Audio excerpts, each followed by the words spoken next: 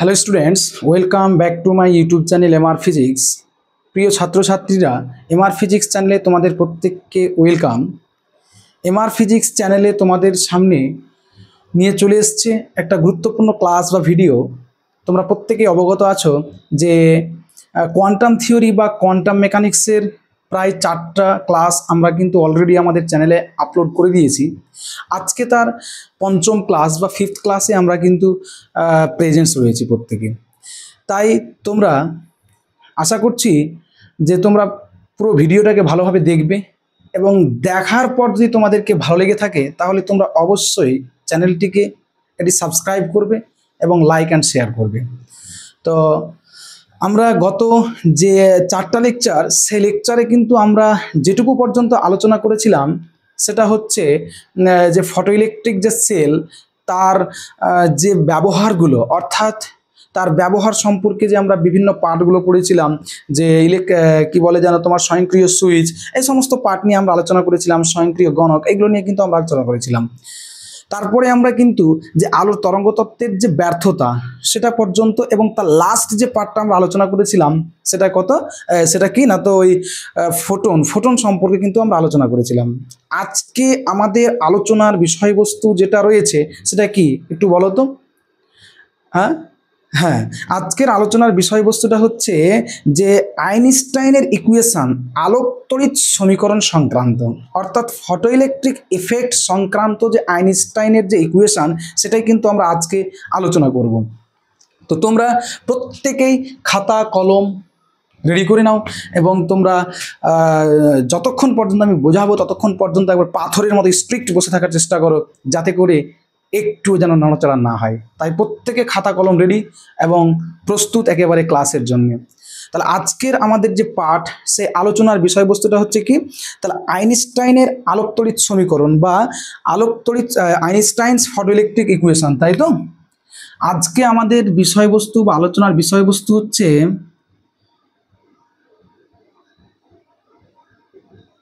আইনস্টাইনস photo electric equation.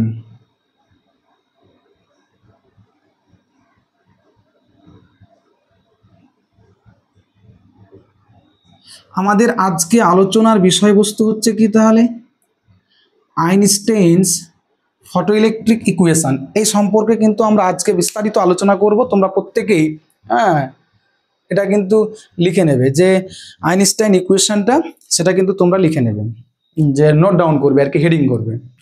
তো দেখো, আইনস্টাইনের যে আলোক তড়িৎ ইকুয়েশন বা ফটো ইলেকট্রিক যে ইকুয়েশন বা ফটো ইলেকট্রিক যে সিস্টেম, সেখানে বলা হয়েছিল যে আলোক তড়িৎ কোষে কি হয়, যে সূর্যের আলো বা যে কোনো নর্মাল একবর্ণী আলো সেটাও হতে পারে, যখন কোনো ফটো ক্যাথোডের উপর এসে আপতিত হওয়ার পর সেই ফটো ক্যাথোড থেকে কি করবে, ইলেকট্রন ইমিশন করবে। এই ঘটনাটাকে বলা হয় আলোক তড়িৎ ক্রিয়া এবং এর উপর ভিত্তি করে যে কোষ তৈরি করা হয় সেটাকে বলা হয় আলোক তড়িৎ কোষ। তো আইনস্টাইনের যে ফটো ইলেকট্রিক ইকুয়েশন, অর্থাৎ বিজ্ঞানী আইনস্টাইন, আমরা দেখেছি যে ফটো ইলেকট্রিক ইকুয়েশন অর্থাৎ যে আলোক তড়িৎ ক্রিয়া আলোর তরঙ্গ তত্ত্বের সাহায্যে কিন্তু ব্যাখ্যা করা সম্ভব নয়। এটা 1905 সালে বিজ্ঞানী আইনস্টাইন সর্বপ্রথম কিন্তু ব্যাখ্যা দিয়েছিলেন। তারপরে আইনস্টাইন বলছে তার যে ফটো ইলেকট্রিক ইফেক্ট, অর্থাৎ আলোক তড়িৎ যে ঘটনা, এই ঘটনাগুলোকে ব্যাখ্যা করার জন্য তিনি কতগুলো স্বীকার্যের উপনীতি হলেন বা কতগুলো স্বীকার্য বা কতগুলো যে পোস্টুলেটস, তার কিন্তু সাহায্য নিলেন। সেটাকে বলা হয় আইনস্টাইনস পোস্টুলেটস বা পোস্টুলেটস অফ আইনস্টাইন। তো আমরা প্রথমে সেটা কিন্তু জানব যে পোস্টুলেটস অফ আইনস্টাইন।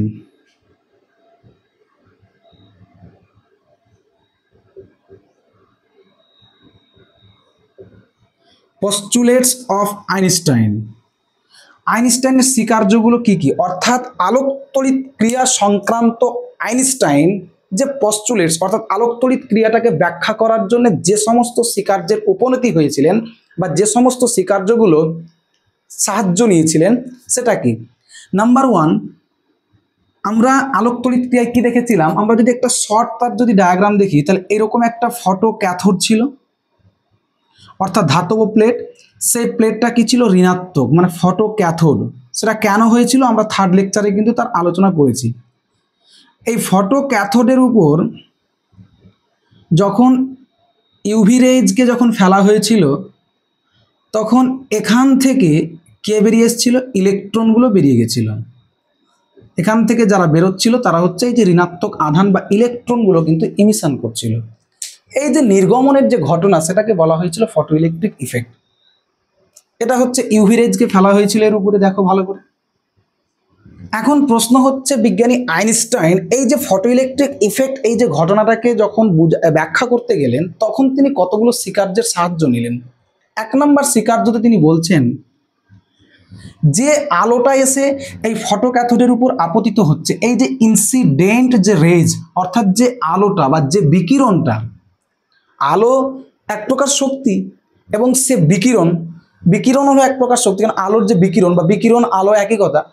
এই বিকিরণটা যে ফটো ক্যাথোডের উপর এসে পড়ছে সেটা তরঙ্গের আকারে নয়, সেটা হচ্ছে ফোটন কণার স্রোত হিসাবে এসে আপতিত হচ্ছে। 1 নম্বর পস্টুলেটস কি, যে বিকিরণটি ফটো ক্যাথোডে ফোটন কণার স্রোত হিসাবে আপতিত হয়। তাহলে 1 নম্বর পস্টুলেটসে আমরা লিখব যে বিকিরণটা উনি যে সাহায্য নিচ্ছেন, যে সমস্ত স্বীকার্যের সাহায্য নিচ্ছেন সেটা হচ্ছে কি, যে ফটো ক্যাথোডে যে আলোটা এসে আপতিত হয় সেই আলোটা কি হিসাবে আসে, বিকিরণ বা সরি যে বিকিরণটা আসে বা যে আলোটা আসে সেটা তরঙ্গের আকারে নয়, সেটা হচ্ছে একটা ফোটন কণার স্রোত হিসাবে আসে, এক প্রকার স্রোত আসছে।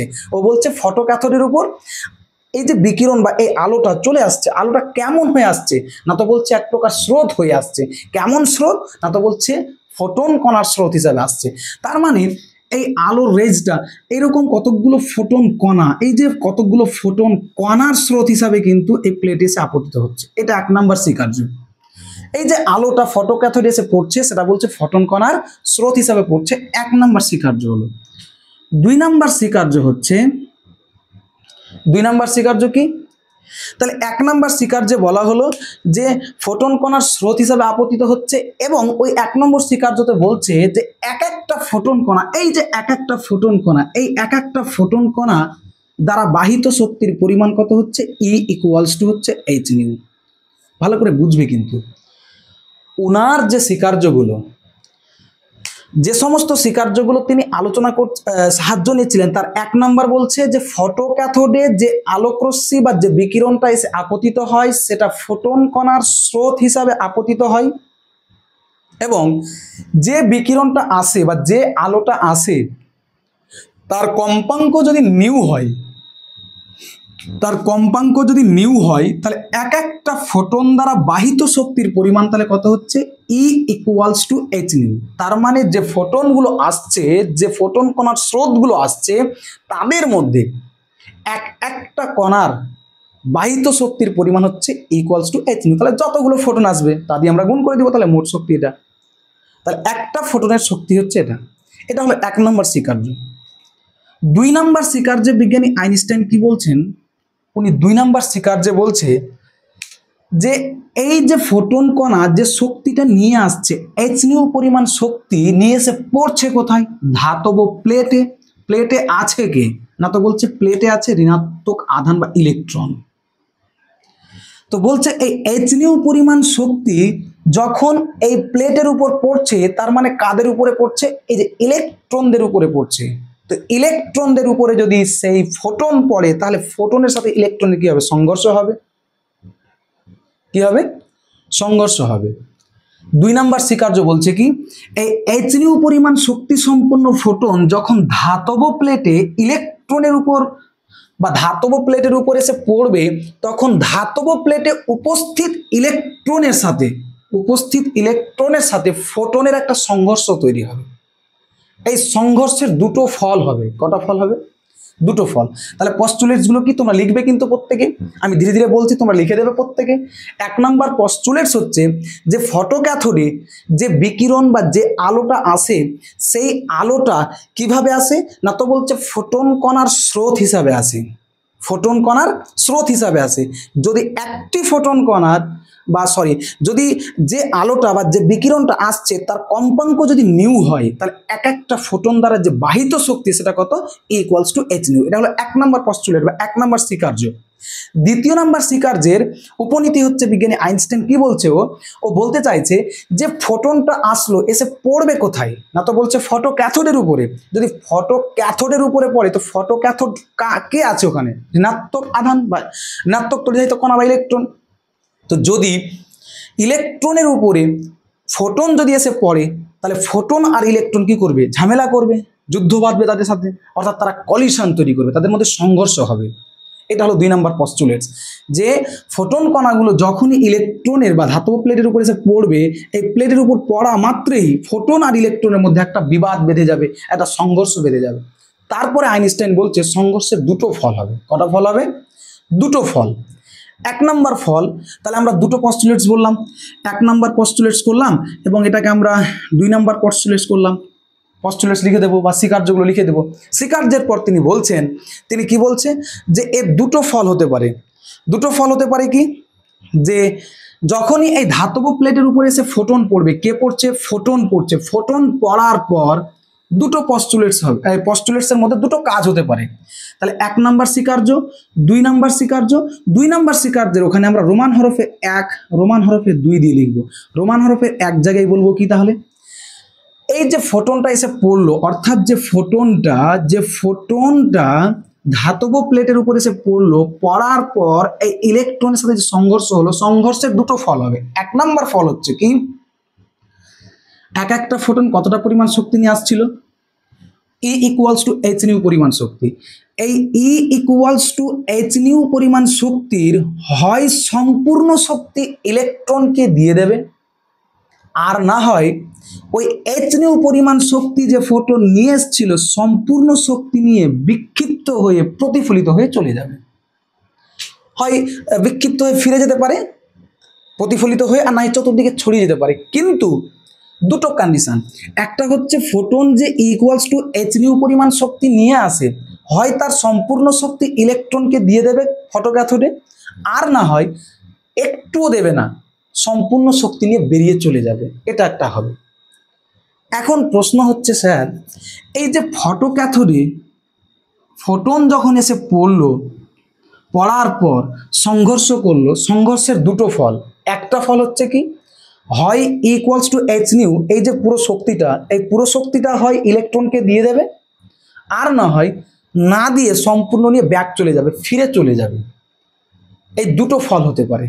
দুটো ফলের মধ্যে আবার বলছে, যেহেতু ফটো ইলেকট্রিক ইফেক্ট ঘটনা ঘটছে, হেডিংটার নাম কি, ফটো ইলেকট্রিক ইফেক্ট, মানে ধাতু পৃষ্ঠে আলো পড়বে, এখান থেকে ইলেকট্রন বেরোবে, তার মানে বোঝাচ্ছে যে ওই এইচ নিউ পরিমাণ শক্তি যেটা নিয়ে এসেছিল সেটা ব্যাক যায়নি, সেটা কি করেছে, ইলেকট্রনকে দিয়ে দিয়েছে।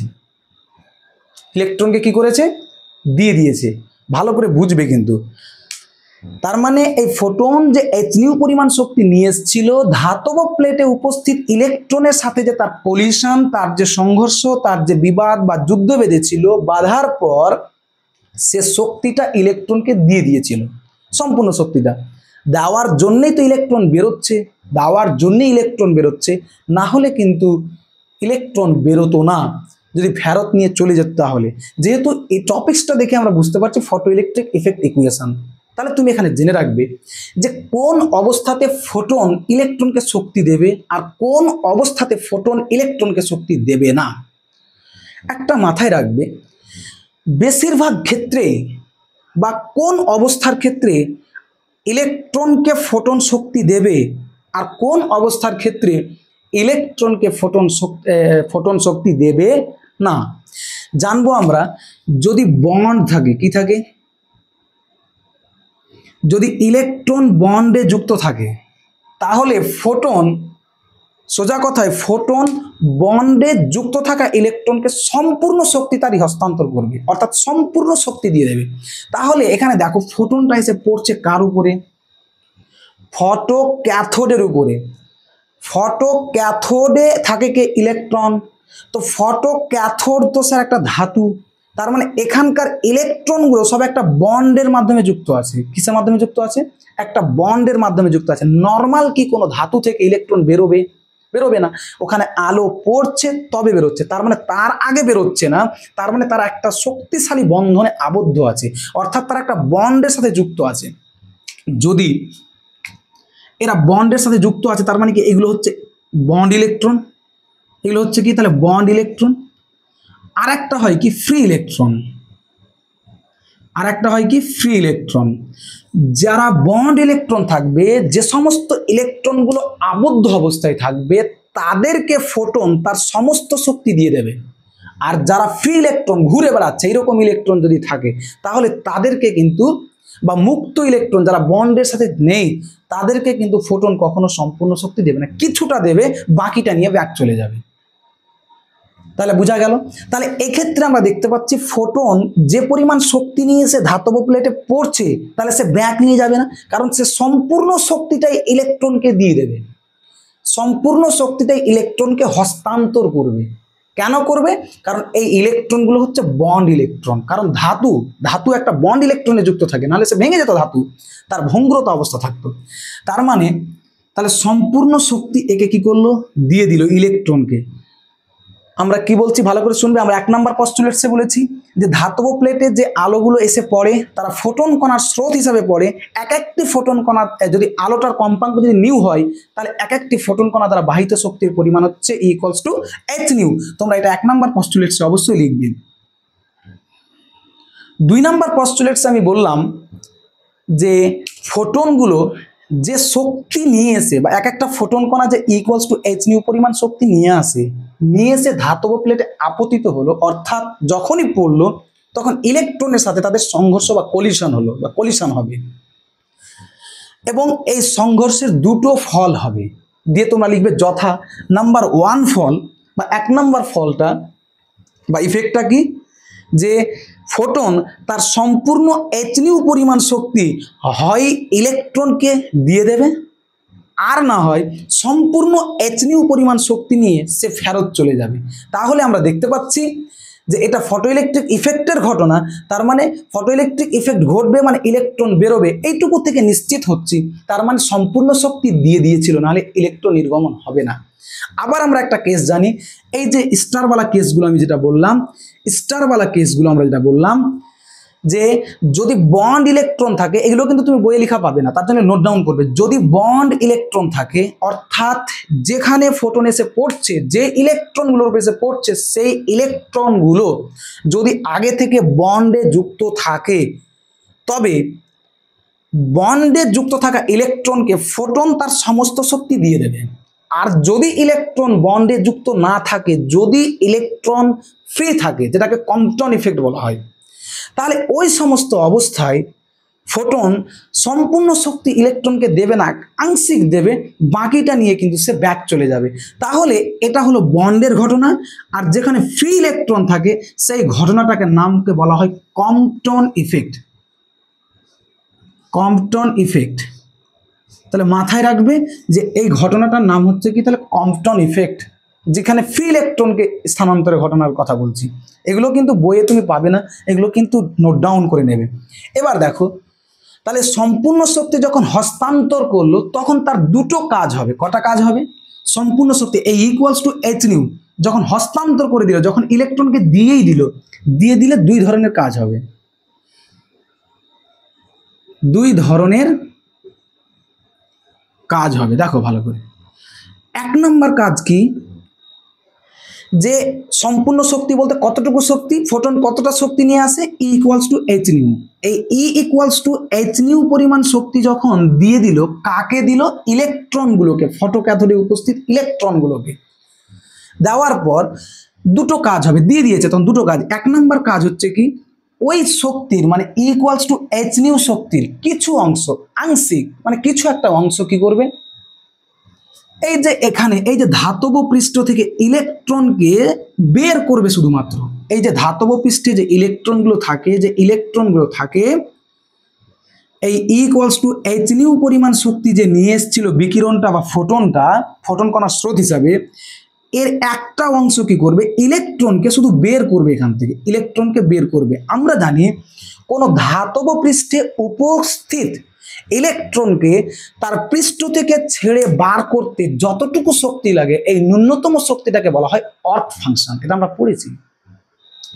তাহলে এখানে যেটুকু শক্তি লাগে সেটাকে বলা হয় কি, ওয়ার্ক ফাংশন। মানে ফোটন যে h পরিমাণ শক্তি নিয়ে এসে ধাতুর উপরে পড়েছিল, পড়ার পর ওই শক্তিটা দুটোভাবে কাজ করবে। এক নম্বর কাজে আমরা বলেছি যে শক্তির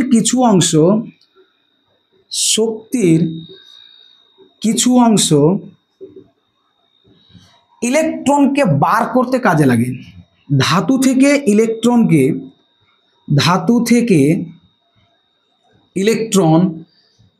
বার করতে কাজে লাগে যা কার্য অপেক্ষক বা W0 বা ওয়ার্ক ফাংশন এর সাথে সমান, যেখানে তোমরা লিখে দিবে W0 সমান হচ্ছে ওয়ার্ক ফাংশন। তাহলে বুঝতে পারলে, যখন ফোটন তার সম্পূর্ণ h পরিমাণ শক্তি হস্তান্তর করে দিচ্ছে কাকে, ফটোক্যাথোডে উপস্থিত ইলেকট্রনকে, তখন ওই শক্তিটা দুটোভাবে ব্যয় হবে। একটা ব্যয় কি না, তো বলছে শক্তির কিছু অংশ ধাতু থেকে ইলেকট্রনকে বার করতে কাজে লাগে, যা ধাতুর কার্য অপেক্ষক বা ওয়ার্ক ফাংশন বা ওয়ার্ক ফল বা কার্যফল নামে পরিচিত। বাকি অংশটুকু, তার মানে h এর একটা অংশ ব্যবহার হয়ে গেছে, মানে কিছুটা, বাকি অংশটুকু এই যে বেরিয়ে গেছে ইলেকট্রন, এই যে ইলেকট্রনগুলো এখানে বেরিয়ে চলে এসছে, বেরিয়ে গেছে বা এই যে বেরিয়ে গেছে ইলেকট্রনগুলো, তাদের গতিশক্তিতে রূপান্তরিত করবে, মানে তাদেরকে ফোর্স দেবে, গতিশক্তিতে রূপান্তরিত করবে। তার মানে আমরা বলতে পারি যে 2 নম্বর কাজটা কি, যে শক্তির বাকি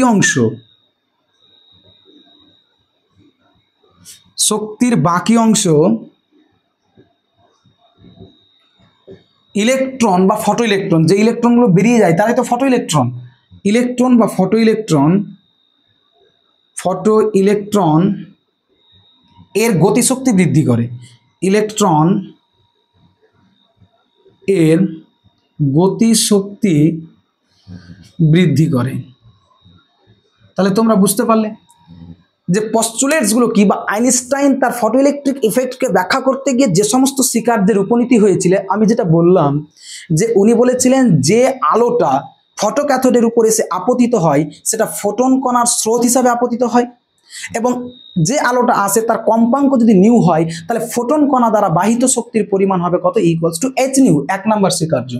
নাম্বার 2 স্বীকার্য হচ্ছে কি, যখন ওই ফোটন কণাগুলো ধাতব প্লেটে এসে আপতিত হলো, অর্থাৎ পড়ে গেল, ধাতব প্লেটে আছে কি ইলেকট্রন, তখন ইলেকট্রনের উপর যদি পড়ে তাহলে তো সংঘর্ষ বাঁধবে, যুদ্ধ বাঁধবে। কোনো এক জায়গায় কেউ বসে আছে, তুমি হুড়মুড়িয়ে গিয়ে তার উপর পড়ে গেলে, তাহলে ও কি তোমাকে ছেড়ে দেবে? তোমার মধ্যে একটা বিবাদ বেঁধে যাবে। ঠিক সেই রকমই ঘটনা ঘটছে কি, যে এখানে উপস্থিত ইলেকট্রনগুলোর উপরে যখনই ফোটন এসে পড়ে গেল, তখন ইলেকট্রন আর ফোটনের মধ্যে একটা সংঘর্ষ, বিবাদ বেঁধে গেল। বিবাদের ফলে দুটো জিনিস হবে, হয় তুমি হারবে না হলে ও হারবে, এটাই তো নিয়ম। আর সবাই জিতবে এটা তো হয় না। তখন কি হবে, এই ফোটন তার সম্পূর্ণ শক্তি হয় ইলেকট্রনকে দিয়ে দেবে, আর না হয় সে সম্পূর্ণ শক্তি নিয়ে পালিয়ে যাবে। তো কখন সে সম্পূর্ণ শক্তি দেবে? একটা জায়গায় দেয়, যদি বন্ড ইলেকট্রন থাকে, যদি ইলেকট্রনটা বন্ধনে আবদ্ধ থাকে, তখন সে সম্পূর্ণ শক্তি দিয়ে দেবে। যেহেতু ফটোইলেকট্রিক ইফেক্টের ঘটনায় ইলেকট্রনগুলো বন্ডে আবদ্ধ থাকে, কারণ ধাতু মানে কি, ইলেকট্রন নিউক্লিয়াসের সাথে একটা নির্দিষ্ট বন্ডে আবদ্ধ আছে। আর যদি ফ্রি ইলেকট্রন হয়, অর্থাৎ যদি তারা বন্ডে আবদ্ধ না থাকে, তাহলে তারা কি করবে বলো তো, তারা ওখান থেকে অর্থাৎ কিছুটা দেবে বা সম্পূর্ণটাই নিয়ে কি করবে, প্রতিফলিত হয়ে যাবে, মানে দেবে না। তো যেহেতু এখানে বন্ড ইলেকট্রন তাই দিয়ে দিয়েছে। এবার বলছে যদি সম্পূর্ণ শক্তি যদি ফোটন দিয়ে দেয় ইলেকট্রনকে, তাহলে দুটো কাজ হবে। নাম্বার 1 কাজ কি, বলছে যে শক্তির কিছু অংশ ধাতু থেকে ইলেকট্রনকে বার করতে কাজে লাগে, মানে এই যে ধাতু থেকে যে ইলেকট্রনটাকে বের করবে সেটাতে কাজে লাগবে, যেটা ওয়ার্ক ফাংশন।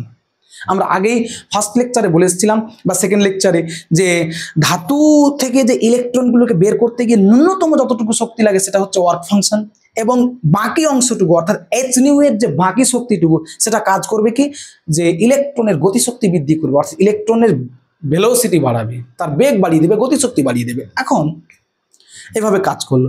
তার মানে আমাদের দেখতে পেলাম তাহলে তোমরা এইটুকু নোট ডাউন করে নেবে বা স্ক্রিনশট তোমরা করে নাও। তারপরে তোমরা দেখো যে আমাদের ক্ষেত্রে কি হলো। তাহলে এখন পর্যন্ত আমাদের যেটা দাঁড়ালো আইনস্টাইনের ক্ষেত্রে, আইনস্টাইনের যে ফটোইলেকট্রিক ইকুয়েশনের ক্ষেত্রে আমরা দেখতে পাচ্ছি, দেখো এখন পর্যন্ত যেটা আমাদের দাঁড়াচ্ছে সেটা হচ্ছে এইচ নিউ পরিমাণ শক্তি নিয়ে এসেছিল, নিয়ে এসে সেই শক্তিটা দুটো ভাগে ভাঙছে, একটা হচ্ছে ওয়ার্ক ফাংশন আর বাকিটা হচ্ছে গতিশক্তি। তার মানে হচ্ছে ইম্যাক্স মানে কি এইচ নিউ শক্তি ভেঙে যাচ্ছে, একটা হচ্ছে গতিশক্তি করছে, আর একটা হচ্ছে ধাতু থেকে ইলেকট্রনকে বের করছে, যেটা হচ্ছে ওয়ার্ক ফাংশন বা W0 বা W0। তার মানে এইচ নিউ কার সাথে সমান হচ্ছে, এরা দুজনের যোগফলের সাথে। মানে এইচ নিউ শক্তি যখন ধাতুর উপর পড়লো, ইলেকট্রনের উপর সম্পূর্ণ শক্তি যখন দিয়ে দিল, দেওয়ার পর দুটো কাজ করেছিল। এইচ নিউ শক্তির একটা অংশ ইলেকট্রন বা ফটো ইলেকট্রনের গতিশক্তিতে কাজে লেগেছিল, একটা অংশ কি করেছিল, ওখান থেকে ইলেকট্রনকে বার করতে গিয়ে অর্থাৎ তার কার্য অপেক্ষকে কাজে লেগেছিল। তাহলে ইকুয়েশনটা দাঁড়িয়েছিল আমাদের এরকম। তাহলে এই ইকুয়েশনটাকে বলা হয় আইনস্টাইনের ফটো ইলেকট্রিক ইকুয়েশন। আইনস্টাইনের কি ফটো ইলেকট্রিক ইকুয়েশন। এখান থেকে আমরা লিখতে পারি যে ইম্যাক্স সমানই লেখা যায় এইচ নিউ মাইনাস W0। এখান থেকে আমরা লিখতে পারি যে আলোটা আসছে, এই ইম্যাক্সটা কে, এই ইম্যাক্সটা হচ্ছে বা ম্যাক্সিমাম যে কাইনেটিক এনার্জি বা গতিশক্তি, এটা কার, এই গতিশক্তিটা হচ্ছে ফটো ইলেকট্রন, যে ইলেকট্রনটা বেরিয়ে যাচ্ছে এই যে এদের। তাহলে ওই ইলেকট্রনের মাস যদি m হয়, যদি তার ম্যাক্সিমাম গতিশক্তি ইম্যাক্স হয়, তাহলে তার ম্যাক্সিমাম ভেলোসিটি কত হবে স্যার, Vmax। তাহলে আমরা জানি গতিশক্তির ইকুয়েশন হচ্ছে কত, হাফ mv ম্যাক্স তার স্কোয়ার। কারণ এমটা হচ্ছে ফটো ইলেকট্রনের মাস, ভিটা হচ্ছে ফটো ইলেকট্রনের ভেলোসিটি, তাহলে এটা হচ্ছে ফটো ইলেকট্রনের গতিশক্তি। তাহলে ইম্যাক্সের জায়গায় লিখতে পারি আমরা হাফ mv ম্যাক্স তার স্কোয়ার সমান তাহলে কত হচ্ছে এইচ নিউ মাইনাস হচ্ছে কত W0 বা W0। তাহলে এটাও একটা হচ্ছে আইনস্টাইনের ফটো ইলেকট্রিক ইকুয়েশন, এটাও হচ্ছে আইনস্টাইনের ফটো ইলেকট্রিক ইকুয়েশন। আবার আমরা জানি স্যার যে আলোটা এসে আপতিত হয়, অর্থাৎ সেই আলোটার কম্পাঙ্ক যদি নিউ হয়, বা যদি আমরা ধাতুর অর্থাৎ ফটোইলেকট্রিক ইফেক্টের ঘটনায় যে আলোটা আসছে তার কম্পাঙ্ক যদি নিউ হয় এবং নিবৃত্তি বিভব যদি V0 হয়, নিবৃত্তি বিভব মানে কি, তার সামনে উপস্থিত সংগ্রাহক প্লেট, যেটা আমার 4th লেকচার আলোচনা করা আছে, সংগ্রাহক প্লেটের বিভব যদি V0 বা নিবৃত্তি বিভব বা স্টপিং পোটেনশিয়াল যদি V0 হয়, তাহলে আমরা জানি একটা ইকুয়েশন আমার লেকচারে দেওয়া রয়েছে যে ই ম্যাক্স সমান হচ্ছে তাহলে কত হচ্ছে EV0, বা আমি লিখতে পারি হাফ অফ mv ম্যাক্স তার স্কোয়ার সমান কি লিখতে পারি স্যার EV0। তার মানে এখানে আমি লিখতেই পারি যে EV0 সমান তাহলে কত হচ্ছে এইচ নিউ মাইনাস তাহলে কত হচ্ছে W0। এটাও হচ্ছে একটা আইনস্টাইনের ইকুয়েশন। তাহলে এরা প্রত্যেকটা ইকুয়েশন হচ্ছে অভিন্ন, কারণ এটা থেকে এটা, এটা থেকে এটা, এটা থেকে এটা, এরা একই ইকুয়েশন, তার জন্য এরা প্রত্যেককে বলা হয় আইনস্টাইনের ইকুয়েশন।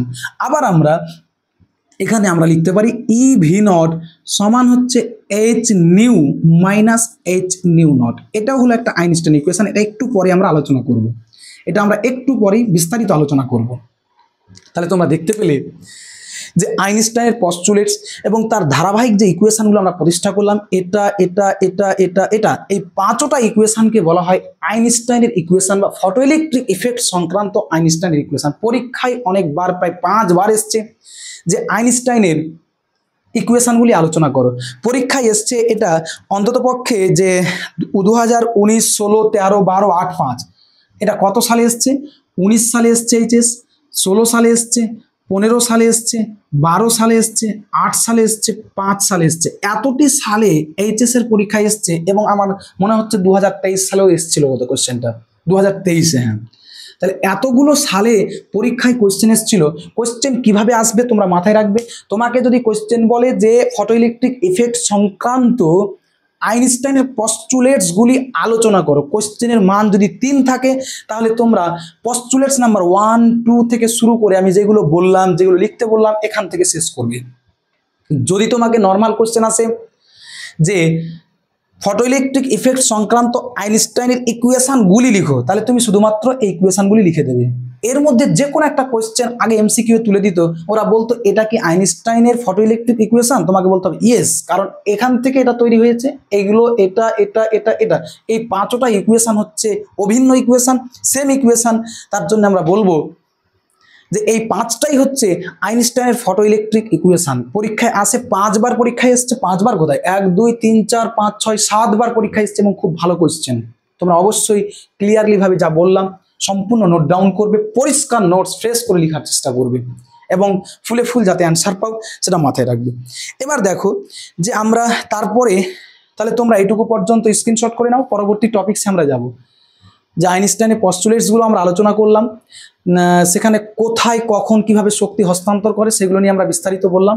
নেক্সট আমরা যে টপিকসে যাব সেটা হচ্ছে কোয়ান্টাম তত্ত্বের সাহায্যে আলোক তড়িৎ ক্রিয়ার ব্যাখ্যা।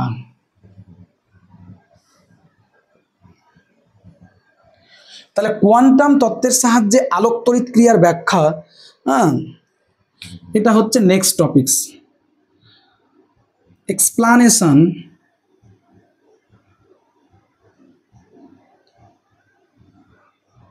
অফ photoelectric effect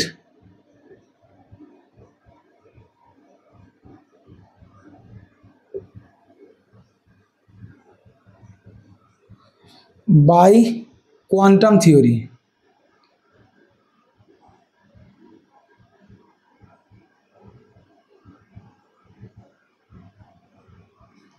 তো বলছে কোয়ান্টাম থিওরির দ্বারা বা এর সাহায্যে আমরা কি করব, ফটোইলেকট্রিক ইফেক্টকে ব্যাখ্যা করব। এই কোশ্চেনটা যদি এইভাবে আসে তাহলে তোমরা নর্মালি এইভাবে লিখবে, তবে এটাকে অনেক সময় দেই পরীক্ষায় যে কোয়ান্টাম ফটোইলেকট্রিক ইফেক্ট বা আলোক তড়িৎ ক্রিয়ার বৈশিষ্ট্য আলোচনা করো। আমরা আলোক তড়িৎ ক্রিয়ার যে তোমাকে দিতে পারে এখান থেকে কোশ্চেনটা, ওরা নর্মালি কিন্তু যে কোয়ান্টাম তত্ত্বের যে বৈশিষ্ট্য বা প্লাঙ্কের যে কোয়ান্টাম তত্ত্ব তার যে বৈশিষ্ট্য বা ক্যারেক্টারিস্টিক্স, সেটা তোমাকে যদি চাই তাহলে তোমাকে এটাকেই দিতে হবে। কিন্তু এটা 2017 সালে কিন্তু পরীক্ষায় কোশ্চেন দিয়েছিল। কোয়ান্টাম তত্ত্বের যদি বৈশিষ্ট্য চাই তাহলে আমরা এটা দেব। আরেকটা যদি চাই যে তোমাকে নর্মালি যদি বলে দেয় যে কোয়ান্টাম তত্ত্বের সাহায্যে আলোক তড়িৎ ক্রিয়ার ব্যাখ্যা দাও, তাহলে আমরা এটা দেব। 2017 সালে পরীক্ষায় এসেছিল, খুব ভালো একটা টপিকস। তো বলছে আইনস্টাইন তার যে আলোক তড়িৎ সমীকরণগুলোকে যে প্রতিষ্ঠা করেছিল, এই প্রতিষ্ঠা করতে গিয়ে আমরা দেখলাম আইনস্টাইনের যে আলোক তড়িৎ সমীকরণ, সেটা আমি পাশে লিখছি, যে আমাদের ছিল এইচ নিউ সমানই হচ্ছে তাহলে কত হচ্ছে ই ম্যাক্স যে সমীকরণগুলো, প্লাস হচ্ছে ডাব্লিউ নট। তাহলে ই ম্যাক্স সমান তাহলে কত, H nu minus W naught, half M V max তার স্কোয়ার সমানই হচ্ছে H nu minus W naught, E V naught সমানই হচ্ছে H nu W naught, E V naught সমানই হচ্ছে H nu minus H nu naught. এটা কিন্তু তোমরা এখনো পর্যন্ত শুধু মুখস্থ রেখেছো, জানোনি, বিস্তারিত এখন জানাবো। তো এই 5টা ইকুয়েশন, সেই 5টা ইকুয়েশনই হচ্ছে আইনস্টাইনের ফটোইলেকট্রিক ইকুয়েশন। এই সমস্ত ইকুয়েশনগুলোকে প্রতিষ্ঠিত করতে গিয়ে বিজ্ঞানী আইনস্টাইন তিনি প্লাঙ্কের কোয়ান্টাম তত্ত্বের উপর পুরোপুরিভাবে নির্ভর করেছিলেন। অর্থাৎ প্লাঙ্কের কোয়ান্টাম তত্ত্বকে পুরোপুরিভাবে নির্ভর করে, তার উপর ডিপেন্ড করে তিনি কিন্তু এই সমস্ত অর্থাৎ ফটোইলেকট্রিক ইকুয়েশনগুলোকে কিন্তু প্রতিষ্ঠা করেছিলেন, এবং এই সমস্ত ইকুয়েশন দিয়ে তিনি আলোক তড়িৎ ক্রিয়াটাকে সম্পূর্ণভাবে ব্যাখ্যা করেছিলেন। আমরা জানি যে আলোর তরঙ্গ তত্ত্ব দিয়ে ফটোইলেকট্রিক ইফেক্টকে ব্যাখ্যা করা যায় না, অর্থাৎ আলোর তরঙ্গ তত্ত্ব অনুযায়ী ফটোইলেকট্রিক ইফেক্টকে ব্যাখ্যা করতে গিয়ে ফেলিওর হয়েছে, অর্থাৎ তরঙ্গ তত্ত্বের ব্যর্থতা আমরা আলোচনা করেছি। কিন্তু যদি আমরা যে আলোটা আবার ওই ফটো ক্যাথোডে পড়ছে, সেই আলোটাকে যদি তরঙ্গ হিসাবে না নিয়ে যদি ফোটন কণার স্রোত হিসাবে নিয়ে নিই, তাহলে কিন্তু ফটো ইলেকট্রিক ইফেক্ট যে ঘটনা, সেই ঘটনাটাকে কিন্তু আমরা পরিপূর্ণ ব্যাখ্যা করতে সক্ষম হয়েছি। তো আইনস্টাইন এই ফটো ইলেকট্রিক ইফেক্টকে ব্যাখ্যা করতে গিয়ে আইনস্টাইন যে ইকুয়েশনগুলো প্রতিষ্ঠা করেছিল, এই ইকুয়েশন দিয়েই ব্যাখ্যা করা সম্ভব হয়েছিল পরিপূর্ণভাবে। তবে এই ইকুয়েশনগুলো প্রতিষ্ঠিত হয়েছিল কার দ্বারা? তো বলছে এই ইকুয়েশনগুলো প্রতিষ্ঠিত করেছিল প্লাঙ্কের কোয়ান্টাম তত্ত্ব। এই যে কোয়ান্টাম তত্ত্বটাকে পুরোপুরিভাবে ব্যবহার করে, পুরোপুরি এর উপর নির্ভর করে ইকুয়েশনগুলো প্রতিষ্ঠিত করেছিল। তো বলছে এর সাহায্যে যে আমরা ফটো ইলেকট্রিক ইফেক্টকে কিভাবে ব্যাখ্যা করব। 1 নম্বর দেখো যে ফটো ইলেকট্রনের গতিশক্তি বা kinetic energy of photo electron, energy of photo electron, আমি সংক্ষেপে লিখলাম পিএইচই। তার মানে kinetic energy of photo electron. আলোর তরঙ্গ তত্ত্বে বলা হয়েছিল ফটো ইলেকট্রনের যে গতিশক্তি, অর্থাৎ যদি কোনো ধাতব পৃষ্ঠের উপর খুব বেশি তীব্রতা সম্পন্ন আলো যদি আপতিত হয়, তাহলে ফটো ইলেকট্রনের গতিশক্তি খুবই বেশি হওয়ার কথা, অর্থাৎ তার ঊর্ধ্বসীমা থাকার কথা নয়। এটা তরঙ্গ তত্ত্বে বলা হয়েছিল। কিন্তু আমরা ওখানে দেখেছিলাম তার একটা ব্যর্থতা, যে ফটো ইলেকট্রনের গতিশক্তি কখনো ইম্যাক্সের চাইতে বেশি হতে পারে না, কারণ E max equals to EV not. এটা কিন্তু ফটো ইলেকট্রনের শর্ত। আমরা দেখবো এখানে শর্তটা ফিল আপ হবে। দেখো আইনস্টাইনের যে একটা ইকুয়েশন, সেই ইকুয়েশন আমরা পেয়েছি কত, ই ম্যাক্স সমান হচ্ছে প্রত্যেকটা ইকুয়েশন যেখানে অভিন্ন, এবং এই ইকুয়েশনটি এতটাই ইম্পর্টেন্ট যে এখানকার বেশিরভাগ পরীক্ষায় কোয়েশ্চেন যে সমস্ত ম্যাথগুলো আছে এই ইকুয়েশনের উপর দিয়ে আসে কিন্তু। অর্থাৎ প্রবলেম সেটের যে পুরো প্রবলেম সেটে যে আমরা ম্যাথ করাবো, বেশিরভাগ ক্ষেত্রে এই 5টা ইকুয়েশনকে কাজে লাগিয়েই ম্যাথ হবে। আর 2-1টা আছে সেগুলো আমি বলে দেবো, কিন্তু এটা মানে এটা, এটা মানে এটা, সবটি একই ইকুয়েশন, অভিন্ন ইকুয়েশন। তাহলে আইনস্টাইনের ইকুয়েশন বলছে ই ম্যাক্স সমান, দেখো ই ম্যাক্স সমান তাহলে কত হচ্ছে sir, H nu minus W not. এই যে দেখো ডাব্লু নটটা কে, ধাতুর কার্য অপেক্ষক। যদি এখানে যে ধাতুটা আমরা ব্যবহার করব, যদি আমরা এখানে সোডিয়াম ধাতুকে নিই, ধরে নাও, তাহলে সোডিয়ামের যে ইলেকট্রনকে বের করতে গিয়ে যে শক্তি লাগে ন্যূনতম, সর্বোচ্চ কক্ষে যে ইলেকট্রনগুলোকে আমি বের করবো, ওর যে ন্যূনতম যে শক্তি লাগবে, এখানে যদি আমি জিঙ্ক ব্যবহার করতাম তার শক্তি তো আলাদা হবে। কারণ এখানকার ইলেকট্রনকে বের করতে গিয়ে, এখানকার ইলেকট্রনকে বের করতে যা শক্তি লাগবে, এখানকার ইলেকট্রনকে বের করতে গিয়ে শক্তি আলাদা হবে, কারণ ধাতুর প্রকৃতি আলাদা। আমরা জানি কার্য অপেক্ষক ধাতুর প্রকৃতির উপর নির্ভর করে। ধাতু যখন সেম থাকবে, ধাতু যদি একই থাকে, তাহলে কার্য অপেক্ষক চেঞ্জ হয় না। অর্থাৎ ওখান থেকে ইলেকট্রনকে বের করতে গিয়ে যতটুকু শক্তি লাগে, তুমি যে প্রকার আলো ফেলো না কেন, অতটুকু শক্তি দিলে তুমি লাল, নীল, সবুজ, হলুদ, আর কিছু যে আলো ফেলো না কেন, ধাতু যদি সেম থাকে, তুমি বিভিন্ন কম্পাঙ্কের আলো ফেলো, ওর জন্য বেরোনোর যতটুকু শক্তি দরকার ততটুকু পেলেই সে বেরিয়ে যাবে। তাহলে যদি ধাতুটা কনস্ট্যান্ট হয়, ধাতু যদি সেম থাকে, তাহলে W0 কি হবে, কনস্ট্যান্ট হবে। এবং যদি এই ধাতুটার উপর একটা নির্দিষ্ট কম্পাঙ্কের আলোকে ফেলা হয়, দেখো ভালো করে বুঝো, যদি ধাতুটা ফিক্সড থাকে, ধাতু যদি চেঞ্জ না হয়, তাহলে ধাতুর যে কার্য অপেক্ষক W0টা কি হবে, W0 ইকুয়ালস টু কনস্ট্যান্ট। যদি ধাতুর প্রকৃতি চেঞ্জ না হয়, এবং যদি এর উপরে যে আলোটা ফেলা হচ্ছে সেই আলোটার কম্পাঙ্ক নিউ যদি কনস্ট্যান্ট হয়, নিউ মানে কম্পাঙ্ক, সেটা যদি কনস্ট্যান্ট হয়, তাহলে এই ইকুয়েশনটাতে দেখো ই ম্যাক্স সমান এইচ কে তো আমরা বলি কি, এইচ সমান তো প্লাঙ্ক কনস্ট্যান্ট, প্লাঙ্ক কনস্ট্যান্ট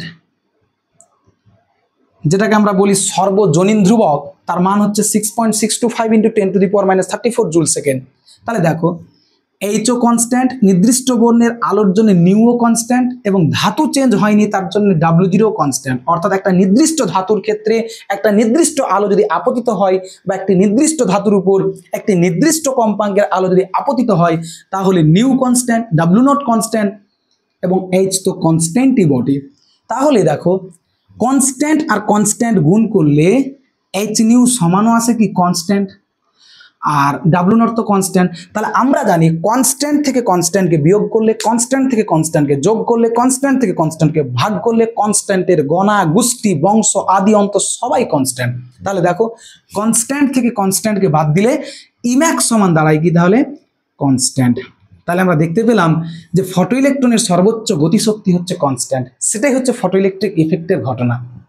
অর্থাৎ ওখানে বলা হয়েছিল আলোর তরঙ্গ তত্ত্বতে যে যে আলোটা আপতিত হবে তার যদি তীব্রতা যথেষ্ট বেশি হয় তাহলে ফটো ইলেকট্রনের গতিশক্তি সর্বাধিক হবে, যার ঊর্ধ্বসীমা থাকার কথা নয়। কিন্তু ফটো ইলেকট্রিকের ঘটনায় বা ফটো ইলেকট্রিক ইফেক্টের ঘটনায় নির্গত ফটো ইলেকট্রনের গতিশক্তি কোনো মতেই ইম্যাক্সের চাইতে বেশি হতে পারে না।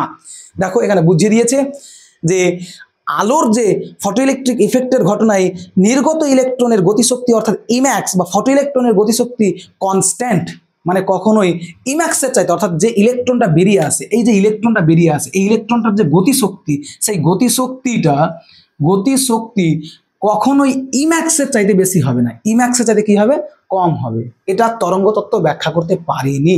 1 নাম্বার আমরা কিন্তু তার ব্যাখ্যা দিলাম বা বৈশিষ্ট্য দিলাম কোয়ান্টাম তত্ত্বের। 2 নাম্বার বৈশিষ্ট্য দেখো, ওখানে বলা হয়েছিল তরঙ্গ তত্ত্বের, ওখানে বলা হয়েছিল, আমার লেকচারে তোমরা দেখবে যে ধাতুর উপর যে আলোটা পড়ে সেই আলোটার কম্পাঙ্ক যদি সূচনা কম্পাঙ্কের চাইতেও কম হয় কিন্তু অত্যন্ত তীব্র হয়, অর্থাৎ বাংলা ভাষায় বলছে যে সূচনা কম্পাঙ্কের চাইতে কম কম্পাঙ্কের আলোয় যদি যথেষ্ট তীব্র হয় তাহলেও তো সে ধাতব পৃষ্ঠ থেকে ইলেকট্রনকে বের করতে সক্ষম, ওর কথা তরঙ্গ তত্ত্ব অনুযায়ী কথা, কিন্তু সেখান থেকে ইলেকট্রনকে বের করতে পারেনি, অর্থাৎ সে ব্যর্থ হয়েছিল কথাটা বলতে গিয়ে। কিন্তু ফোটন অর্থাৎ আইনস্টাইনের যে ফটো ইলেকট্রিক ইফেক্ট, এই যে ইকুয়েশনগুলো দিয়ে কিন্তু সেই ব্যাখ্যাটা সম্পূর্ণ সম্ভব হবে। অর্থাৎ আমরা যে জানি ইকুয়েশনটা, তুমি দেখো আমরা তার 2 নাম্বার বৈশিষ্ট্যতে যাব, সেটা হচ্ছে কি, দেখো যে ইম্যাক্স বা আমরা যেটাকে বের করতে পারি যে ইম্যাক্স সমান যে ইকুয়েশনটা, 2 নম্বর ইকুয়েশনটা দেখো যে ইম্যাক্স 2 নম্বর বৈশিষ্ট্য, অর্থাৎ যেটাকে আমরা সূচনা কম্পাঙ্ক বা প্রারম্ভ কম্পাঙ্ক বলতে পারি, 2 নম্বর বৈশিষ্ট্য যে থ্রেশহোল্ড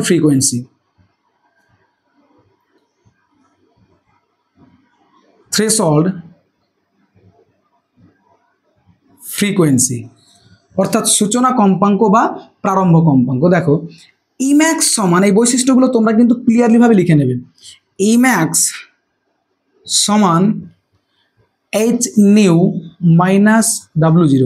W0টা কে, কার্য অপেক্ষক। দেখো কোনো ইকুয়েশন যদি লেখা থাকে যে y equals to a plus B, a minus B, যদি এরকম লেখা থাকে তার মানে এই চিহ্নটার সামনে কি আছে, প্লাস, এই চিহ্নটার সামনে মাইনাস, তার মানে এটা বড় এটা হচ্ছে ছোট। তাহলে এই ইকুয়েশনে দেখো ইম্যাক্সটা কার সাথে সমান, এইচ নিউ মাইনাস W0 সাথে সমান। তার মানে এই যে টার্মটা তার সামনে কি আছে পজিটিভ, এর টার্ম সামনে কি আছে নেগেটিভ, তার মানে এই অংশটা হচ্ছে বড় অংশ, এটা হচ্ছে ছোট অংশ। তো দেখো বড়টা যদি ধীরে ধীরে ধরে নাও, এটা হচ্ছে 25 মাইনাস হচ্ছে 20, এরকমই তো বুঝাই। 25 মাইনাস 20 সমানই হচ্ছে কত, 5।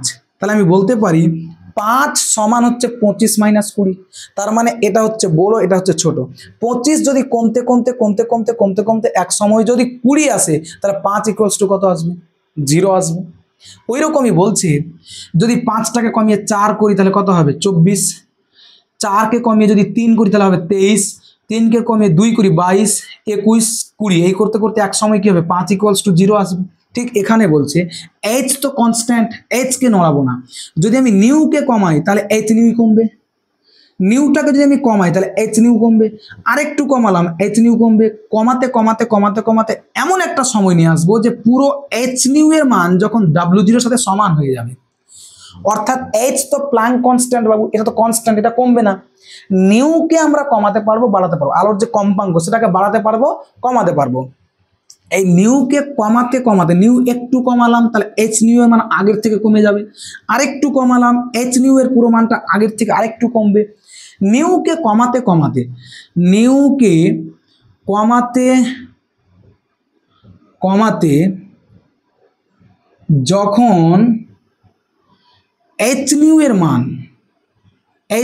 এর মান বা নিউকে কমাতে কমাতে যখন নিউ নটে নিয়ে চলে আসবো, অর্থাৎ নিউ কমতে কমতে কমতে কমতে কমতে কমতে এমন একটা সময় আসবে যে এইচ নিউ পুরোটার মান W0 এর সাথে সমান হবে। তার মানে কি বাজে, দেখো যে এইটা যদি কমতে কমতে কমতে কমতে এক সময় যখন W0 এর সাথে সমান আসবে তখন ইম্যাক্স ইকুয়ালস টু কি হয়ে যাবে, 0 হয়ে যাবে।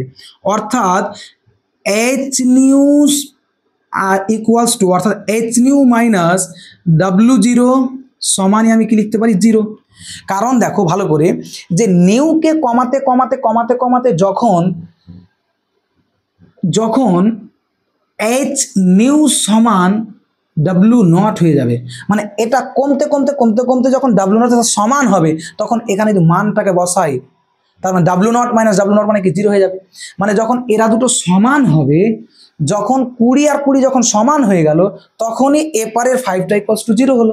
তাহলে ঠিক এখানে এটাই বলছে নিউ কমতে কমতে কমতে কমতে কমতে কমতে যখন এইচ নিউ আর এটা সমান হয়ে গেল তখন সমান থেকে সমান বাদ দিলে ইম্যাক্স সমান কি আসবে 0 আসবে। দেখো 0 করিয়েছি, তাহলে এইচ নিউ সমান তাহলে আমি কি লিখতে পারি W0, এইচ নিউ সমান W0। এবার বলছে তুমি নিউটাকে কমালে, কমিয়ে নিউটাকে কততে রাখলে, নিউটাকে যে কমালে কমিয়ে তুমি এইচ নিউ পুরো মানটা W0 সমান হলো, তাহলে ওই অবস্থায় নিউটার মান কত, তখন আমরা বলবো ওই অবস্থায় নিউটা হয়ে যায় কত নিউ নট। তাহলে ওই অবস্থায় নিউটা কত হয় স্যার নিউ নট, তার জন্য লেখা হয় এইচ নিউ নট। অর্থাৎ নিউ কমতে কমতে কমতে কমতে কমতে কমতে কমতে কমতে যখন নিউ নট হয়ে গেল তখন পুরো এইচ নিউ নটটা ডাব্লু নট সাথে সমান হয়ে গেল, তখন ফটো ইলেকট্রনের গতিশক্তি ইকুয়ালস টু কি হলো 0 হলো। তাহলে আমরা পেলাম যে এইচ নিউ নট সমানই ডাব্লু নট। দেখো 5 নম্বর ইকুয়েশনে ডাব্লু নটের জায়গায় এইচ নিউ নট লিখে রেখেছি, এটার কারণে এটা হলো একটা আইনস্টাইনের ফটো ইলেকট্রিক ইকুয়েশন। তাহলে আমরা পেলাম এটা। তুমি দেখো এখান থেকে তুমি এবার যা করতে পারো তোমার নিজের মতো খেয়াল খুশি মার্জি অনুযায়ী তুমি কাজ করবে যে H nu naught equals to, হ্যাঁ H nu naught equals to যে ডাব্লু নটের যে মান পেলে এখান থেকে তুমি nu naught equals to W naught by H করতে পারো। এখান থেকে তুমি বিভিন্ন ইকুয়েশন নিয়ে যেতে পারো, ডাব্লু নট বাই এইচ করতে পারো, এই মানগুলোকে ওখানে বসিয়ে চেঞ্জেবিলিটি করতে পারো, আরও কিছু করতে পারো। এই ইকুয়েশনটাকে তুমি আরেকটা বাড়িয়ে দিতে পারো যে ইভি নট সমান হচ্ছে এইচ নিউ মাইনাস তাহলে কত হচ্ছে এইচ নিউ নট, তাহলে তুমি নিউ এইচটাকে কমন টেনে নাও, তাহলে ভিতরে পড়ে থাকবে কত নিউ মাইনাস নিউ নট। তাহলে এটাও একটা ইকুয়েশন তুমি বানাতে পারো, এগুলো অভিন্ন ইকুয়েশন তুমি যতই বানাতে পারো। তাহলে দেখতে পেলে থ্রেশহোল্ড ফ্রিকোয়েন্সিতে বলা হয়েছিল যে আমরা জানি যে সূচনা কম্পাঙ্কের মান, অর্থাৎ যখন কম্পাঙ্ক কমতে কমতে কমতে কমতে এমন একটা কম্পাঙ্ক এসে দাঁড়াবে, আলোর কম্পাঙ্ক ধরো যে এই যে ধাতব প্লেটে যে আলোটা এসে পড়ছে, যে আলোটা এসে পড়ছে সেই আলোটার এখান থেকে যে ইলেকট্রনগুলোকে বের করতে গিয়ে যে ন্যূনতম কম্পাঙ্কের দরকার, যতটুকু ন্যূনতম কম্পাঙ্কের আলো দরকার, মানে এখান থেকে যে ইলেকট্রনটাকে বের করব, ধাতব প্লেট থেকে যে ইলেকট্রনটাকে নির্গমন ঘটাবো, এর জন্য যে আলোটা পড়বে তার একটা ন্যূনতম কম্পাঙ্কের দরকার। সেই ন্যূনতম কম্পাঙ্কটাকে বলা হয় থ্রেশহোল্ড ফ্রিকোয়েন্সি বা প্রারম্ভ কম্পাঙ্ক। যদি তার চাইতে কম কম্পাঙ্কের আলো পড়ে, তার চাইতে যদি কম কম্পাঙ্কের আলো পড়ে তাহলে তো থ্রেশহোল্ড ফ্রিকোয়েন্সি মানে ফটো ইলেকট্রিক ইফেক্ট হবে না বা ফটো ইলেকট্রন বেরিয়ে যাবে না, হ্যাঁ ফটো ইলেকট্রন বেরিয়ে যাবে না। তো বলছে এখানে যে ধাতুটা থাকে এই ধাতুটার কার্য অপেক্ষক এবং এখান থেকে যে আলোটা, এখানে দেখো যে এইচ নিউ যখন ডাব্লু0 এর সাথে সমান হয়েছে, এইচ নিউটা কে রে বাবা, এইচ নিউটা তো হচ্ছে ফোটনের শক্তি, মানে যে আলোটা এসে পড়ছে, যে ফোটন কণাগুলো এসে পড়ছে, সেই ফোটন কণাগুলোর শক্তি হচ্ছে এইচ নিউ। এই শক্তিটা যদি এখান থেকে বের করার জন্য যে শক্তিটা লাগে W0 তার সাথে সমান হয়ে যায়, যদি সমান হয়ে যায় তাহলে জীবনে বার করতে পারবে। ধরো দুইজন মিলে হাত দিয়ে এভাবে টানাটানি খেলছি, দুজনেরই শক্তি সমান, তাহলে কেউ কোনো দিকে ভাগবে, জীবনও ভাগবে না, যার শক্তি বেশি হবে সে তার দিকে টেনে নেবে। তাহলে এখানে এই যে ফোটন যে বেরোচ্ছে এখান থেকে যে ইলেকট্রনটাকে নির্গমন করবে, একে নির্গমন করতে গেলে একে বেশি শক্তি নিয়ে আসতে হবে এর চাইতে, যে বেরোবে যাকে বের করবে ওখানে ওর শক্তির চাইতে যদি এর শক্তি বেশি হয় তাহলে বের করতে পারবে না, বের করা সম্ভব নয়। তো আমাদের ইকুয়েশন সেটা দেখিয়েছে যে এই যে ফোটনের শক্তিটা যদি W0 এর সাথে সমান হয়ে যায়, মানে এখান থেকে বের করার জন্য যে ন্যূনতম শক্তি তার সাথে যদি ফোটনের শক্তি সমান হয়ে যায় তাহলে এখান থেকে নির্গমন ইলেকট্রনগুলোর যে গতিশক্তি সেটা করতে পারবে না, অর্থাৎ গতিশক্তি বাড়াতে পারবে না। অর্থাৎ সূচনা কম্পাঙ্কের চাইতে কম কম্পাঙ্কের আলো যদি আপতিত হয় তাহলে ফটো ইলেকট্রিক ইফেক্ট ঘটনা ঘটবে না, তার চাইতে বেশি পড়তে হবে। 2 নম্বর বৈশিষ্ট্যতে আলোচনা করা হয়েছে যে সূচনা কম্পাঙ্কের চাইতে বেশি কম্পাঙ্কের আলোকে ফটোক্যাথোডে পড়তে হবে, তাহলে আলোক তড়িৎ ক্রিয়া ঘটানো সম্ভব। যদি তার চাইতে কম কম্পাঙ্কের আলো পড়ে যায়, মানে সূচনা কম্পাঙ্ক যে নিউ নট তার চাইতে যদি কমে যায় তাহলে ইম্যাক্সের মানটা ঋণাত্মক চলে আসবে। কারণ দেখো নিউ যদি কমতে কমতে নিউ নটের চাইতেও কমে যায়, তার মানে এটা হয়ে যাবে মাইনাস, আরও মাইনাস হয়ে যাবে। তাহলে মাইনাস আর মাইনাসের ক্যালকুলেশন করলে ইম্যাক্সের সামনে কি চলে আসে? মাইনাস। তার জন্য আমরা জানি যে গতিশক্তি যেহেতু কখনো ঋণাত্মক হতে পারে না, গতিশক্তি কখনো ঋণাত্মক হতে পারে না, তাই সূচনা কম্পাঙ্কের চেয়ে কম কম্পাঙ্কের আলো ধাতব পৃষ্ঠে আপতিত হলে ফটো ইলেকট্রিক ইফেক্ট ঘটানো সম্ভব নয়। তাহলে আমরা দুটো বৈশিষ্ট্য আলোচনা করলাম। 3 নাম্বার বৈশিষ্ট্য স্যার, 3 নাম্বার বৈশিষ্ট্যতে আমরা আলোচনা করব। তোমরা এগুলো অবশ্যই নোট ডাউন করবে, কারণ এগুলো ক্লিয়ারলিভাবে তোমরা একবার যদি বইটাকে পড়ো তাহলে ক্লিয়ার হয়ে যাবে, এবং ইকুয়েশনগুলো আমি কিন্তু দেখিয়ে দিলাম তোমাদের পরিপূর্ণভাবে। তো দেখো,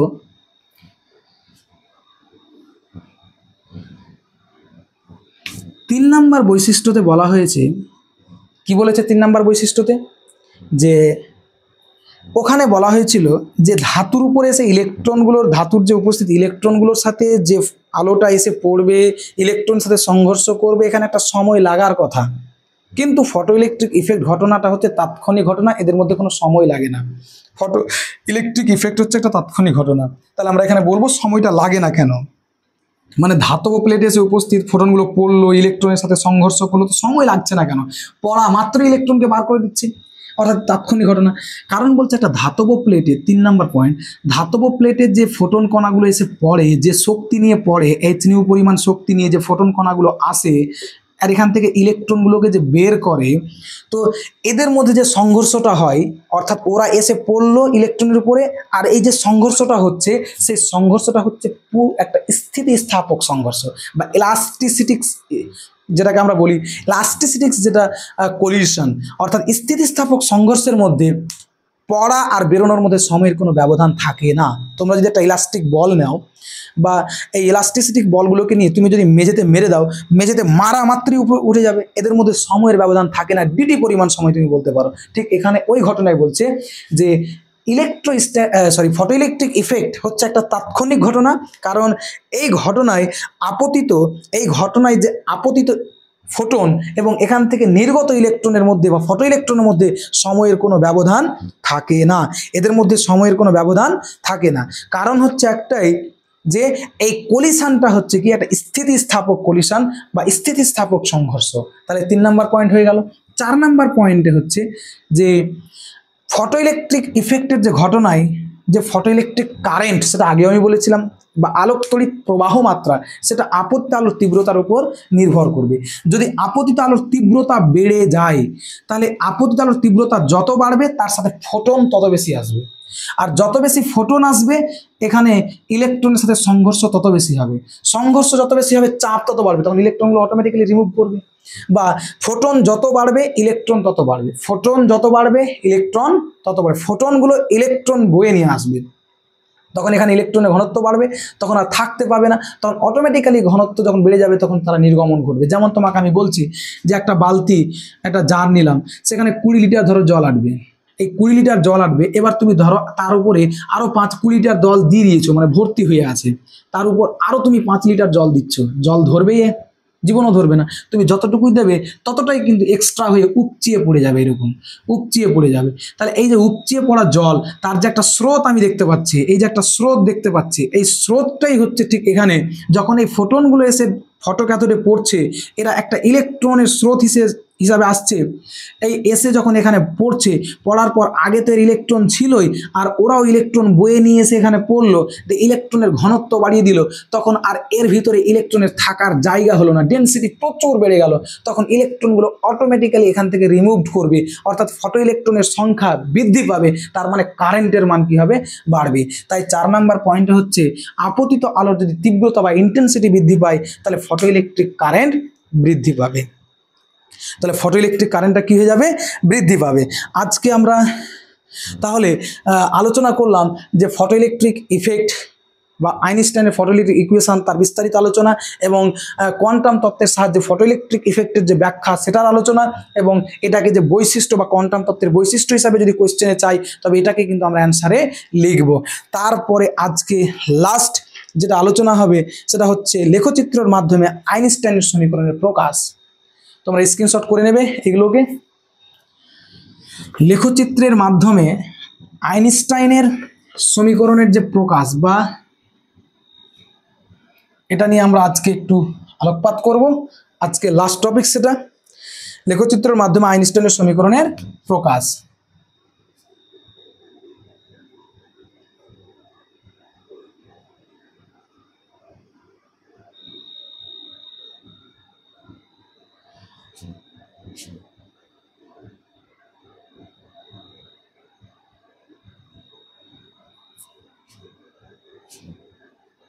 লেখচিত্রের মাধ্যমে আইনস্টাইনের কি লিখলাম বাবা,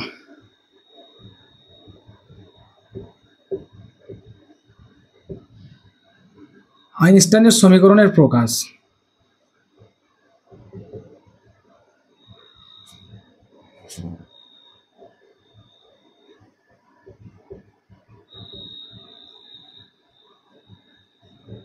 প্রকাশ দেখো, তোমরা কিন্তু ফিজিক্সের প্রত্যেকটা জায়গায় তোমরা বাস্তবতা দেখতে পাবে।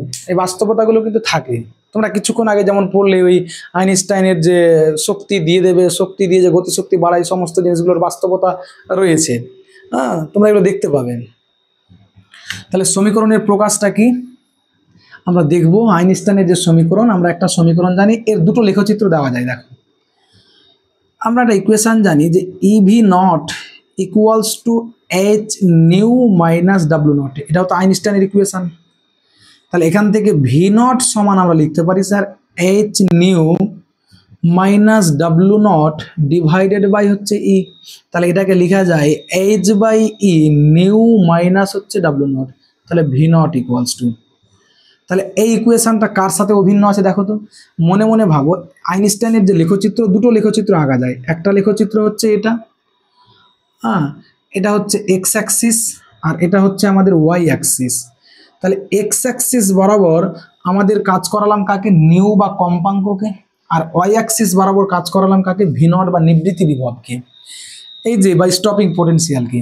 তুমি দেখো যে এই ইকুয়েশনটা তাহলে ওয়াই অক্ষ বরাবর আছে, তার মানে ভি নট হচ্ছে ওয়াই ইকুয়ালস টু, এটাকে আমরা একটা কনস্ট্যান্ট রাখি না, এইচ হচ্ছে প্লাঙ্ক ধ্রুবক আর ই হচ্ছে ইলেকট্রনীয় আধান, সেটা হচ্ছে কনস্ট্যান্ট। তাহলে আমরা বলতে পারি এই কনস্ট্যান্টটার নাম দিলাম এম বা নতি বা প্রবণতা।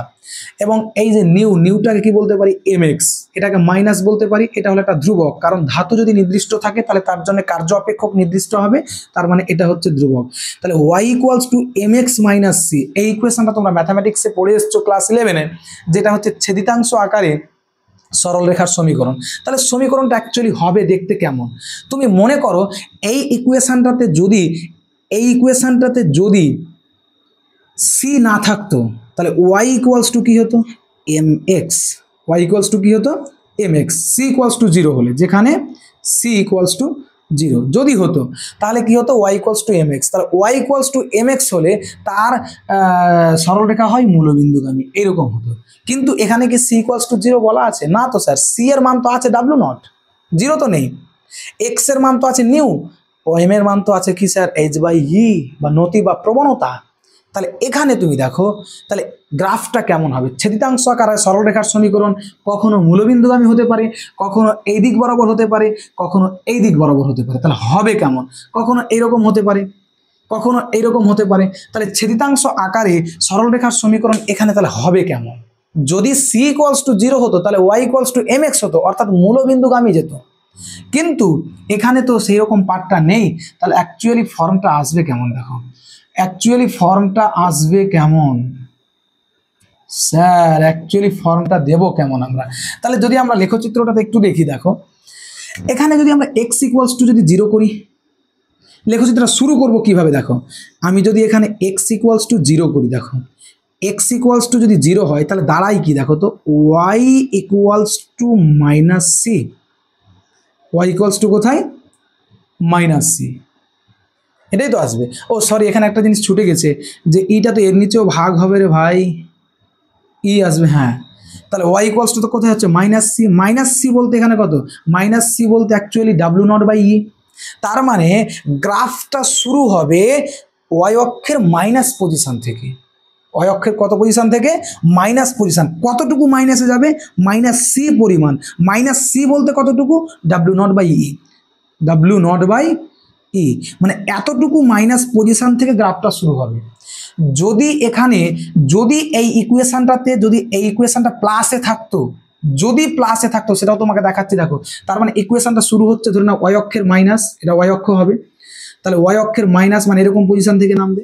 এটা হচ্ছে জিরোর পজিশন, জিরো থেকে কতটুকু মাইনাসে নামবে না, তো বলছে ডাব্লু নট বাই ই, তার মানে এইটুকুর মান হচ্ছে তাহলে কত, ডাব্লু নট বাই ই, এটা হচ্ছে মাইনাসে নামলো এতটুকু মান। তাহলে গ্রাফটা এখান থেকে শুরু হবে, এখান থেকে এবার ধীরে ধীরে বাড়তে শুরু করবে, ধীরে ধীরে কি হবে, বাড়বে, বাড়তে বাড়তে কি গ্রাফটা কেমন আসবে, এইরকম ভাবে গ্রাফটা চলে যাবে। তাহলে এটাই হলো ছেদিতাংশ আকারে সরল রেখার সমীকরণ আইনস্টাইনের ইকুয়েশনের। পরীক্ষায় আসে তোমরা কিন্তু লিখবে, যেখানে এটাকে বলা হয় নতি, এই যে এটা হলো নতি, এই নতিটা কত, নতিটা হচ্ছে এম, এম বলতে কি এইচ বাই ই, এই এইচ বাই ই এটা হলো নতি, এই যে নতি, নতি বা প্রবণতা। আর ডাব্লু নট বাই ই কোনটা, তাহলে এইটুকুটা হচ্ছে ডাব্লু নট বাই ই, এবং এই জায়গাটা কি, তাহলে এটা হলো সূচনা কম্পাঙ্ক বা নিউ নট। এটা হচ্ছে কি স্যার, সূচনা কম্পাঙ্ক বা নিউ নট। এর চাইতে কম কম্পাঙ্কের আলো পড়লে ফটোইলেকট্রিক ইফেক্ট হবে না, যাতে বেশি পড়লে ফটোইলেকট্রিক ইফেক্ট হবে। কারণ কম্পাঙ্ক দেখো, যদি আমরা এইগুলো পয়েন্টকে বিবেচনা করি, এখানে এই পয়েন্টকে, তাহলে কম্পাঙ্ক বাড়ছে, নিবৃত্তি বিভব বাড়ছে। নিবৃত্তি বিভব বেড়ে যাওয়া মানে কি, গতিশক্তি বেড়ে যাওয়া, কারণ আমরা জানি ইম্যাক্স সমান ইভি নট, আমরা জানি কত, ইম্যাক্স সমানই হচ্ছে তাহলে কত হচ্ছে ইভি নট, তার মানে গতিশক্তি বাড়ছে, গতিশক্তি বাড়লেই তো আলোক তড়িৎ প্রবাহ মাত্রা বাড়বে। আবার এই পয়েন্টে চলে আসে, তাহলে আবার দেখো কম্পাঙ্ক বেড়ে গেল, নিবৃত্তি বিভব বেড়ে গেল, এই পয়েন্ট আসলে আবার, তাহলে দেখো তাহলে এখান থেকে এইদিকে আসলে আর আলোক তড়িৎ প্রবাহ মাত্রা আমরা পাবো না, অর্থাৎ গতিশক্তিটা কি হবে, ঋণাত্মক হয়ে যাবে, কিন্তু গতিশক্তি ঋণাত্মক সম্ভব নয়। তাহলে এই দুটো লেখচিত্র হয়, এর করা লেখচিত্র বললাম দুটো লেখচিত্র, একটা হচ্ছে ছেদিতাংশ আকারে সরলরেখার সমীকরণ, আর একটা হচ্ছে স্ট্রেইট লাইন সমীকরণ, যেটা সেটা হচ্ছে কি যে আমরা কেউ দুটোভাবে দেওয়া যায়, কোনো অসুবিধা নেই। তাহলে তোমরা এই লেখচিত্র বুঝতে পারলে। এবার লেখচিত্রটা এরকম একটা ফর্ম হতো যদি এখানে প্লাস থাকতো তবে, যদি এখানে প্লাস থাকতো তবে, কিন্তু প্লাস নেই, তার মানে এই ফর্মটাই হবে। আর একটা লেখচিত্র আছে কি, এটা হচ্ছে নিবৃত্তি বিভবের সাথে কম্পাঙ্কের লেখচিত্র। আর একটা আছে গতিশক্তির সাথে, কার সাথে, গতিশক্তির সাথে কম্পাঙ্কের লেখচিত্র, সেটা আমি একটু তোমাদেরকে হালকা করে দেখিয়ে দিচ্ছি আলতোভাবে।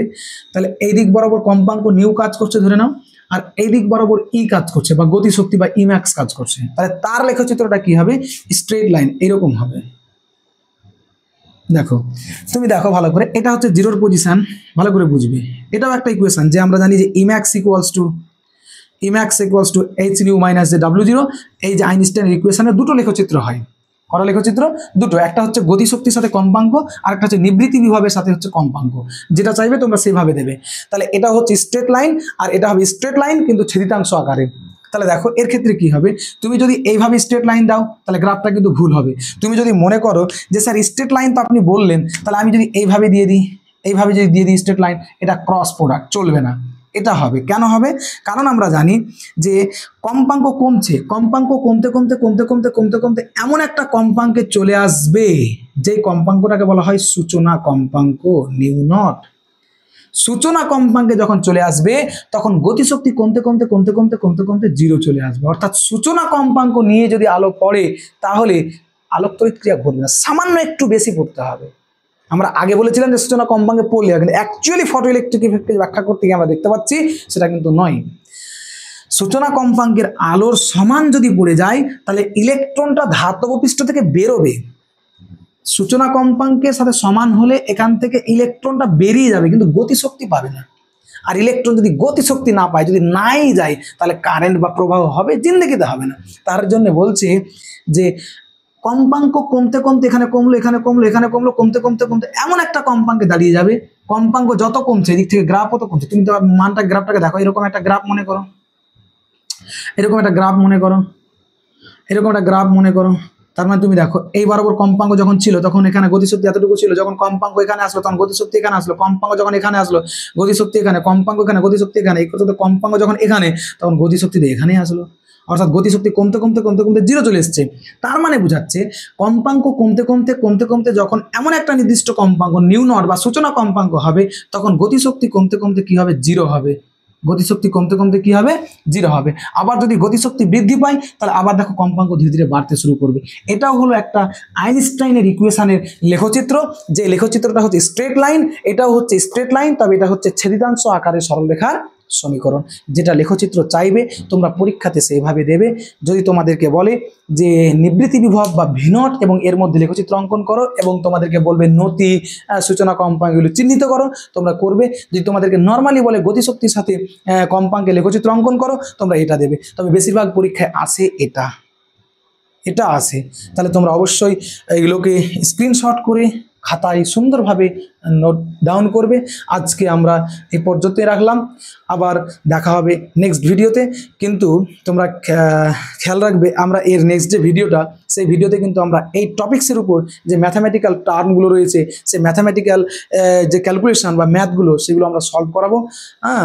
তবে তোমরা এই সমস্তগুলো লিখে নাও এবং নোট ডাউন করে নাও। আজকে এ পর্যন্তই থাকলো। All the best, thank you.